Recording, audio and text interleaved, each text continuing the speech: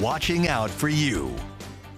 So I was watching a little bit of Olympic fencing over the weekend. Were you? Always so cool to see that. And you kind of think, gosh, could I do that? Well, this week in Director Park in Southwest Portland, you can actually try it out for yourself. A national fencing campaign has come to Portland. Yeah, pretty neat. So it's called Fencing Across America, and it's looking to educate people across the country on how to take part in the thrilling sport. Kohr joining us live from Director Park this morning with a look into this Fencing Across America peek here. And yes, on guard, That's Kohr, right. on guard.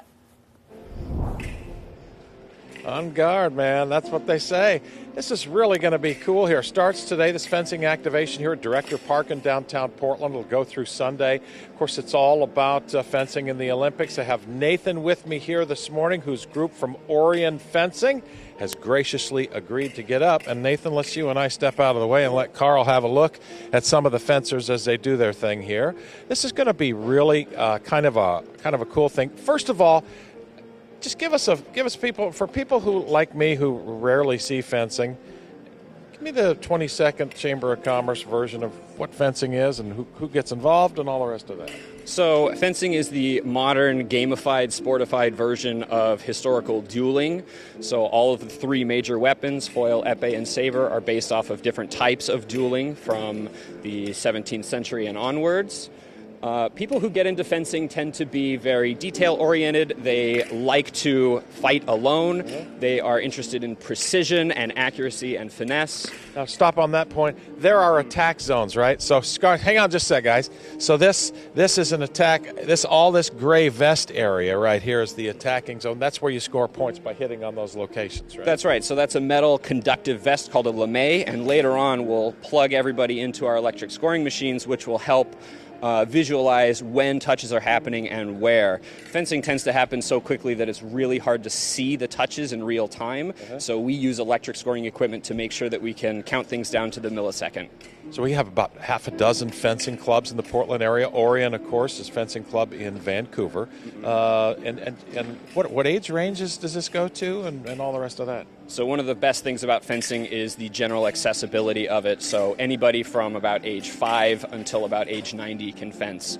There's also para-fencing, so anybody who is suffering with a disability can come in and fence in a wheelchair. And the other clubs in the area, along with Orion Fencing, are Northwest Fencing Center, there's Studio of American Fencing, Camas Fencing Academy, Oregon Fencing Alliance, Portland Fencing, and Oliver Fencing. A lot of fencing going on here, yeah. We got a lot. All right, this is all kind of in celebration of Portland native and U.S. Olympic fencing phenom Magda Skarbanowicz. She is in Paris right now competing, and I suspect you all will be kind of keeping an eye on her, right? Absolutely. Skarbanowicz is a local legend. We love her. All right, this is really cool. Coming back here in about 20 minutes or so, we're going to show you a little bit more about how they kind of hook these folks up, these vests, Travis and Emily. These vests are kind of electronically activated. The tips of those, what do you call them again? Foils. Foils. The tips of the foils have a little point on them, and when you hit a point on that target there on the vest, this tip right there, so Carl, check that out. So when you hit the tip of that thing on the vest, you score points. So that's what it's all about, is scoring points here. Okay. Coming back in about 20 minutes for that from Director Park this morning, where this fencing activation is underway. It'll be going on through Sunday. So if you want to learn a little bit more about fencing, come down and check out some of the athletes doing this. Director Park is your place here for the remainder of the week. Kohr, I better see you in one of those uniforms I know. throughout some point this morning. We got to see him give it a try, give it a go with the fencing. They don't make it, I don't think, too big of a target, my friends. Too big of a target. Just be quick on your feet. Light feet. Exactly. Right, Kohr, It's so thanks. cool. It's fun to watch. I mean, the Olympic competitions, it's like you see the red light pop on when you get a touch, and it's so fast. I'm like, I didn't even see anything happen. So fast. Fencing is definitely one of those sports where I enjoy watching it when the Olympics roll around, but I even though I don't know what I'm watching, I'm having a good time. Right. Like seeing the action. No, absolutely. I don't know how to say this without it sounding mildly insulting, but I would love to fight Travis. Bring it.